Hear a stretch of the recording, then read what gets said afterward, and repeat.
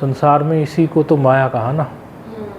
उसके अलग अलग रूप हैं माया के, वो कभी ना कभी किसी न किसी रूप में आती रहती है। कबीरदास जी तो ने तो पूरी अपनी एक साखी लिखी हुई है इस पर, कि कभी सुत के रूप में, कभी पत्नी के रूप में, कभी पति के रूप में, बोले अनेकों रूप से जब हम चलते हैं कहीं ना कहीं से खींचती है।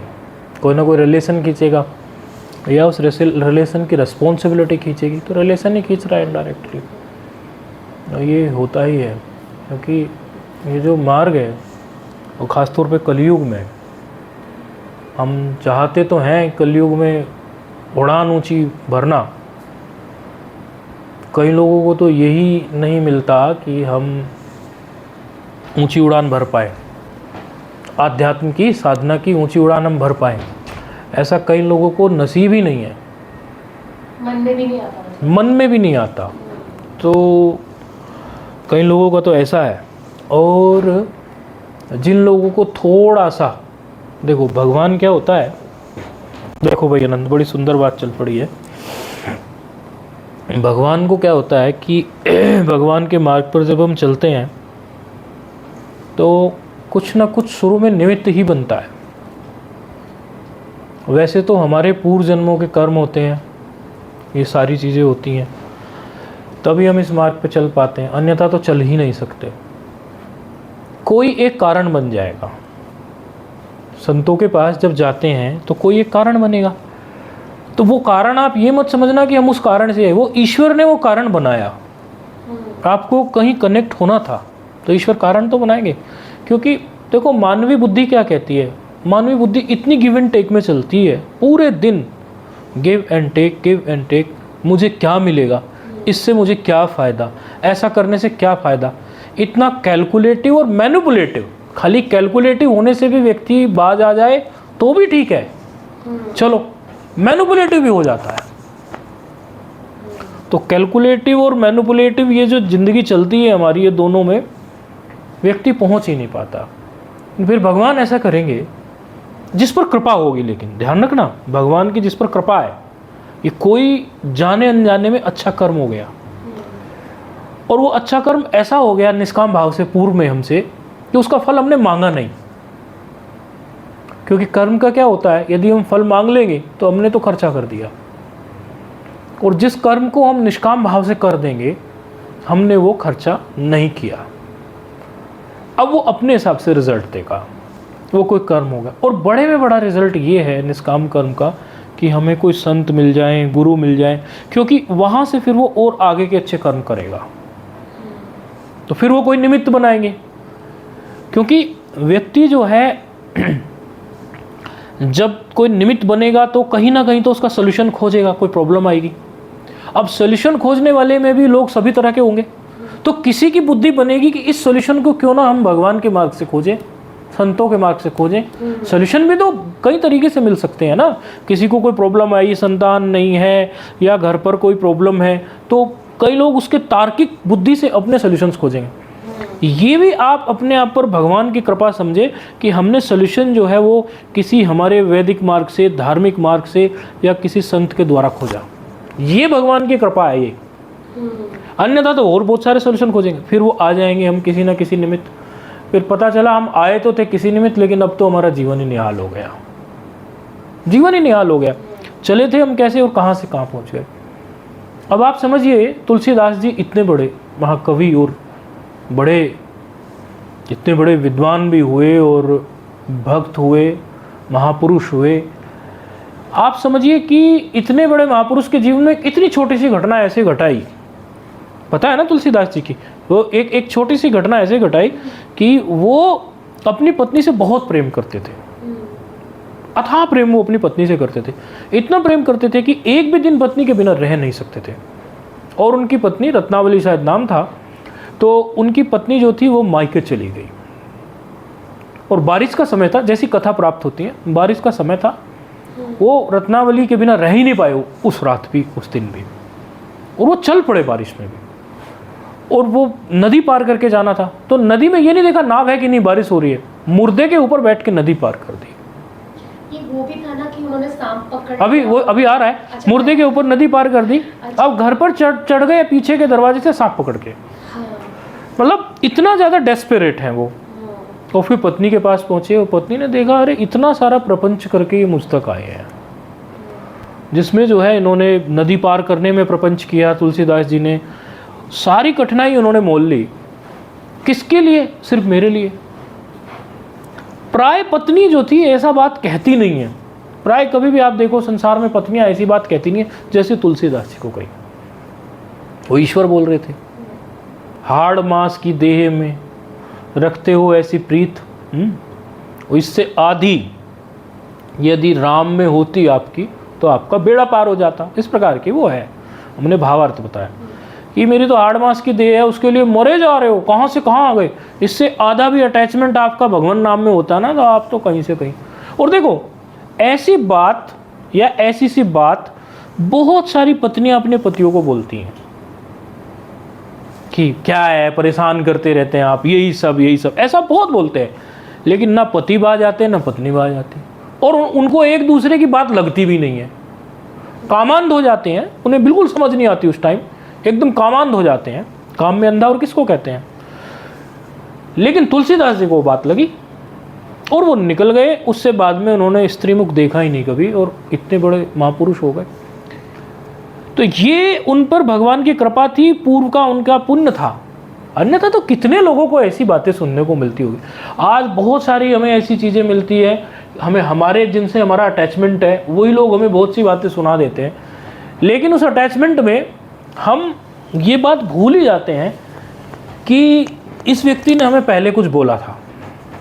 आप ये समझिए, हमारे जो विद्या गुरु हैं उनके गुरुजी स्वामी सत्यानंद जी सरस्वती, मुंगेर बिहार के आश्रम वाले, काफ़ी इंटरनेशनल लेवल पे आश्रम रहा उनका। बहुत लोगों ने अच्छा उनसे योग की शिक्षा प्राप्त की। वो ये कहते हैं कि भाई हम जब अपने गुरुजी के चरणों में रहते थे तो वहाँ पे, मुंगेर बिहार की बात है, बोले आसपास के लोग भी आएंगे। तो कोई पास का ही एक भक्त आता था बिहार का, वहीं का आसपास का, मुंगेर बिहार में है। वो भक्त आया एक दिन, बड़ा रोया महाराज जी के सामने, यानी उनके गुरुजी के सामने, यानी सत्यानंद जी सरस्वती के सामने। कहने लगे कि मैं बहुत दुखी हूँ। क्यों दुखी हो? बोले बेटा बड़ा दुखी कर रहा है, बहुत कष्ट दे रहा है बेटा, बहुत ही कष्ट दे रहा है, उल्टी सीधी बातें सुना रहा है, कह रहा है मर जाओ, ऐसा वैसा। तो भाई संत होते हैं, संत को भाई, संत का हृदय तो बिल्कुल, संत हृदय नवनीत समाना, बिल्कुल पिंगला होता है। अरे इतना कष्ट है तुझे, तो तू एक काम कर, तू यहीं रह जा, रोटी पानी बिछोना सब आश्रम में व्यवस्था है, यहीं रह, जो आश्रम की सेवा है उनको संभाल और आश्रम में रह जा। वो क्या बोलता है बुड्ढा, ऐसे थोड़ी है, भले कुछ कहता हो, कहता तो मेरा बेटा ही है। देखो इसको बोलते हैं कि व्यक्ति जो है अटैचमेंट में अंधा है। तुलसीदास जी के लिए बोल रहे हैं कि काम में अंधे थे या कुछ ऐसा किया, ये सभी जगह है ना ये चीज। इतना अंधा है अटैचमेंट में कि चाहे वो 2 थप्पड़ भी मार दे बेटा, लेकिन हिलेगा नहीं वहां से, और रोज दुख पा रहा है। कितने लोग हमें मिलते हैं जिनके बेटे बहू वो सब उनके साथ ऐसा बर्ताव करते हैं, उनको सॉल्यूशन ही नहीं चाहिए। और नहीं उस समय तो रोते भी हैं, नहीं उस समय रोते हैं, उस समय कहते हैं, लेकिन उसके बाद वो सारा भूल जाते हैं। ये समझो भाग्य है हमारा, अच्छा प्रारब्ध है हमारा, सब कुछ बहुत बढ़िया है, पुण्यवान है हम, कि हमारी बुद्धि बार बार जो है कहीं संत चरण में, गुरु चरण में पहुंचती है। इसका लाभ ये होगा कि जैसे हम कोई निषिद्ध कर्म करते हैं तो हमारी बुद्धि जो है छोटी हो जाती है, इसी प्रकार जब हम कोई अच्छा कर्म करते हैं तो हमारी बुद्धि अच्छी हो जाती है, फिर अच्छी बुद्धि से फिर अच्छा काम करते हैं। ये चक्र चल पड़ता है, ये हमेशा हम बताते हैं, ये एक चक्र चल पड़ा।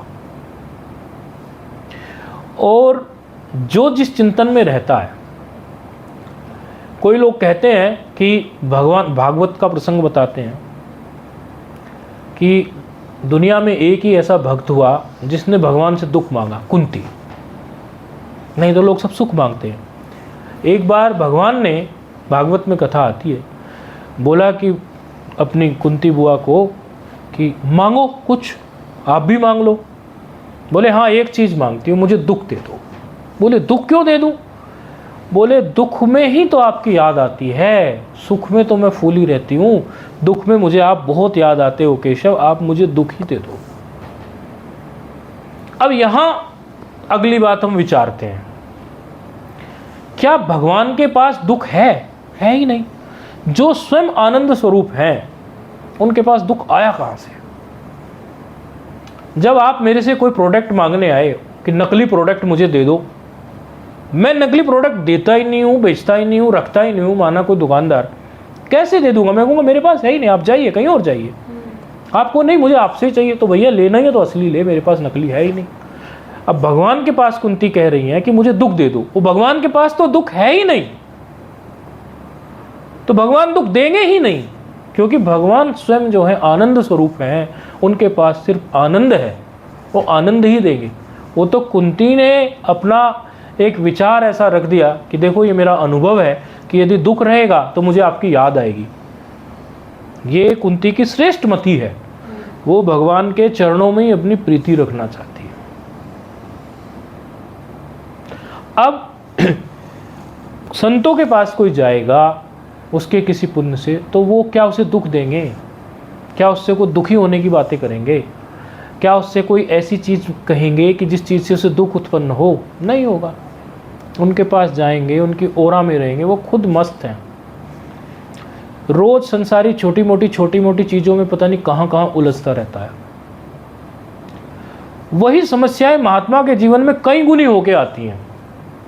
उसके दो कारण हैं। पहला कारण ये है कि एक तो महात्मा भी शरीर तो धारी है ही, शरीर तो उसका भी है, तो जो शरीर की आदि व्याधि उपाधि कुछ है वो उस महात्मा को भी आती होगी, संत को भी आती होगी, गुरु महाराज को भी आती होगी। उन्हें भी जुकाम होता होगा, कफ होता होगा, उनको भी कोई बीमारी होती होगी, बुखार जो भी होते होंगे, वो तो समान ही है। दूसरी एक और बात है कि जब उनसे कोई जुड़ता है तो महात्मा का संकल्प रहता है कि ये स्वस्थ रहे, कहीं रहे, तो हो सकता है उनका भी कुछ ऊपर नीचे महात्मा तक पहुंचता होगा। तीसरी बात है कि जितनी टेंशन्स आप लेते हो, आप तो एक हो, महात्मा के पास आप जैसे 100 होंगे, 50 होंगे, कोई भी हो, 10-20 होंगे, ज़्यादा ही होंगे, तो उनकी सारी टेंशन्स महात्मा भी सुनते ही होंगे दिन रात। मुझे ये समस्या है, मुझे ये समस्या है। अब मानसिक रूप से प्रॉब्लम तो उनके पास भी आ ही गई, लेकिन वो उसको अपने अंदर तक नहीं ले जाते। यदि महात्मा अपने अंदर तक सारी समस्याएं ले जाएं, कभी कभी महात्मा को व्यथित करती हैं, संतों को सामने वाले की पीड़ा जो है ज़्यादा व्यथित कर देती है, लेकिन इतना भी व्यथित नहीं होते कि उसको बिल्कुल अपने अंदर ही रख ले, क्योंकि यदि सबकी प्रॉब्लम्स अंदर ही रख ली उन्होंने, खुद इतने व्यथित हो गए, तो वो तो फिर डामाडोल हो जाएगा मामला। तो समस्याएं सारी उन्हें भी आनी है 3 प्रकार से। ये पहले प्रकार से आदि व्याधि उपाधि बीमारी उनके पास भी है। दूसरे प्रकार से किसी को नामदान इत्यादि देते हैं तो उसका भी पाप ताप असर करता है, क्योंकि शिष्य को कोई नामदान देंगे, कुछ देंगे, तो उसके कई जन्मों के कर्म जो हैं वो कटेंगे, तो कुछ ना कुछ महात्मा को भी इफेक्ट करेगा ही करेगा, क्योंकि वो उनके शिष्य हो गए हैं। तीसरी बात, उनके पास शिष्यों की समस्याएं भी आती हैं, बहुत सारी उनके भक्तों की, शिष्यों की समस्याएं भी आती हैं, उनको भी वो हैंडल करते हैं। तो ये सारी चीज़ें महात्माओं के जीवन में भी होती हैं, लेकिन महात्मा उसको अपने ढंग से ही सुलझा लेते हैं और अनटच रहते हैं। यदि उनको बहुत अंदर तक, वो गहरे तक पहुंच गई तो वो बेकार हो जाए। लेकिन इसमें एक बात है, जब हमें ये पता चला कि आप आएंगे, मिलेंगे, तो पूर्व में जो लोग बैठे हुए थे, हम उनसे एक बात कह रहे थे कि भाई आप वर्तमान के समय में क्या सेवा कर सकते हैं। आप ये सोचें कि मेरी जब अच्छी योग्यता हो जाएगी, मैं कल को ऐसा धनाढ्य हो जाऊंगा, ये तो होगी धन से सेवा, मैं फिर धन से सेवा करूंगा। मैं कल को इतना शक्तिशाली हो जाऊंगा, तब तन से सेवा करूंगा। मैं मानसिक रूप से सब चीज़ों से छुटकारा पा लूँगा, तो कुछ और सेवा गुरुजी की, समाज की कुछ कर पाऊँगा। गुरुजी अपनी क्या सेवा कराएंगे, समाज की ही सेवा की बात है, अर्थात अन्य लोगों की। जिनको सेवा की आवश्यकता है उनकी सेवा करें। अब हम यही बात कह रहे थे, हर व्यक्ति से पूछ रहे थे यहाँ, तो आज आपसे भी ये प्रश्न रहेगा कि हम अभी वर्तमान स्थिति में महीने में या 15 दिन में अपनी जो हमारे पास जो कुछ भी है हमारे पास, मानसिक बौद्धिक, कोई दिक्कत नहीं है इसमें, कोई ऐसी बात नहीं है, चलते रहने देना। जो भी हमारे पास मानसिक संपदा है, बौद्धिक संपदा, कुछ भी हमारे पास योग्यता है अभी के अभी, हम वो सोसाइटी के लिए क्या कर सकते हैं? महीने में 1 दिन कर सकते हैं, महीने में 2 दिन कर सकते हैं, 2 घंटा कर सकते हैं, रोज़ 1 घंटा कर सकते हैं।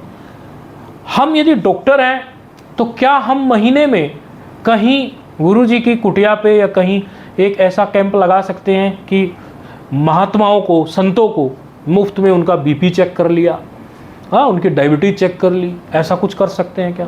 हम यदि इंजीनियर हैं या कुछ और चीज़ है, हम किसी और विभाग में हैं, हम किस प्रकार सेवा कर सकते हैं सोसाइटी की? महात्माओं को पहले कोटि में इसलिए रखा क्योंकि कई महात्माओं के पास कुछ साधन नहीं होता, तो उनकी सेवा इसीलिए ज़रूरी होती है। ऐसे कई महात्मा हमें दिखते हैं कि जो कई गंगा किनारे ऐसे ही बैठे हैं और उनके पास, कई महात्माओं को तो भंडारे इत्यादि की पर्ची भी मिलती है, लेकिन कई महात्माओं को कुछ नहीं मिलता। जैसे अभी हम कुछ समय पहले थे जहाँ, वहाँ हमें एक माता ने बोला कि आप ये महात्माओं के लिए हमारी तरफ से ये इतनी टोपियाँ आप ले लो, हमें आप अपना एड्रेस दे दें, हम वहाँ से आपको टोपियाँ दे दिया करेंगे और आप महात्माओं को टोपियाँ वितरण। अब ठंड आ रही है तो हमारे पास वो टोपियाँ रखी हैं, सफ़ेद टोपियाँ हैं गर्म ऊनी, और हमारे पास पीली टोपियाँ हैं, गेरू सी पीली सी। अब हम ठंड आती है, अभी नवंबर में, अक्टूबर मंथ नवंबर में ठंड ऐसी टोपी वाली आएगी, वो टोपियाँ हम महात्माओं को वितरित कर देंगे भंडारे में, उसके साथ दक्षिणा भी जोड़ देंगे। माता ने हमें टोपियाँ दी, उसके साथ हम जो भी सामर्थ्य होगा, 50 रुपये 100 रुपये उस समय का, एक टोपी के साथ हम वो जोड़ के एक एक महात्मा को हम दे देंगे। ये हो गई उनकी अपनी सेवा। भविष्य में कुछ ऐसा कि भाई महात्माओं के लिए कोई कैंप लगा दिया या कुछ कर दिया, उस कैंप में महीने में 1 दिन या 2 दिन हम क्या सेवा कर सकते हैं? IT वालों को हम बोल रहे थे कि जो बच्चे ऐसे हैं जो थोड़ा लैपटॉप चलाना जानते हैं, उनकी 2-3 लोगों की टीम बना देंगे। वो 2-3 लोग क्या करेंगे, टीम बनने के बाद में वो महात्माओं की आधार कार्ड की प्रॉब्लम के 100 200 रुपये दुकान वाले लेते हैं, और आजकल आधार कार्ड में अपडेशन चाहिए सब के, तो कम से कम कंप्यूटर, थोड़ा सा भी कंप्यूटर लिटरेट है तो ये काम फ्री में कर देगा। दिन में 100 महात्माओं के भी डेटा एंट्री उसने कर दी, तो उनके 100 महात्माओं के 200 रुपये प्रत्येक महात्मा के बचा के उसने भी 20,000 रुपये की सेवा तो उसने भी महात्माओं के लिए कर दी। हो गई, उसकी योग्यता से सेवा हुई। 100 महात्माओं का दिन में उसने डेटा एंट्री इधर कर दिया, क्योंकि छोटे मोटे साइबर कैफे वाले भी 100-200 रुपये ले लेते हैं, ऐसा कुछ। जो फार्मासिस्ट लोग हैं, जिनको दवाइयाँ कहीं से फैक्ट्री से मुफ्त मिल सकती हैं या सस्ती मिल सकती हैं, या जो खुद वो दवाइयाँ दे सकते हैं, कुछ रोग हैं जैसे बीपी हो गया, डायबिटीज़ हो गई, ये कॉमन है बहुत, बीपी, डायबिटीज़, बुखार हो गया, और जोड़ों के दर्दों के लिए मर्रम है, और ऐसे कोई बाम हैं, इस तरह के जो लोग हैं उस तरह के लोगों को भी जोड़ेंगे। वो खाली नहीं बैठेंगे, ये प्रकृति का शरीर है, आप ये समझिए ये बात, हम ये बात सबके लिए कर रहे हैं, हमारा प्रकृति का शरीर है, ये शरीर को प्रकृति की सेवा में लगा दो। प्रकृति माना सारा ब्रह्मांड, सारा का सारा, और प्रकृति में तो छोटे छोटे जीव जंतु भी आते हैं, चींटी भी आती है, उनके लिए भी जो बन पड़ेगा। महात्माओं से शुरू करने का मतलब ये है कि चलो वो हमारे बिल्कुल सामने ही है, तो दवाई वाला वो दवाई की सेवा कर सकता है। आज कोई कह रहा था कि हम जो है दवाई हम कुछ देखेंगे कहीं से जुटाएंगे, और खाने का कोई करेगा कि भाई हम तो खाने की सेवा देंगे या कुछ वो करेंगे। तो इस तरह से कहीं ना कहीं कुछ ना कुछ हमें एक हर मंथ में मतलब कुछ ना कुछ सेवा के लिए अपने माइंड को रखना है। कुटिया कहाँ पे है? हाँ, उसी का अभी आगे उसी का चलेगा, हाँ। उसकी चिंता नहीं करो, उसी पे डिपेंड, हाँ उसी पे डिपेंड करेगा, उसी पे डिपेंड करेगा। अब आगे वही होगा, अगला वही बताएंगे आपको। परिवार के साथ मतलब हाँ, आप उधर बैठिए। हाँ, नहीं, आपको पहले भी कोई दिक्कत नहीं थी, इस तरह की कोई बात है तो आपको उधर बैठना है। नहीं, ये दीवार का भी।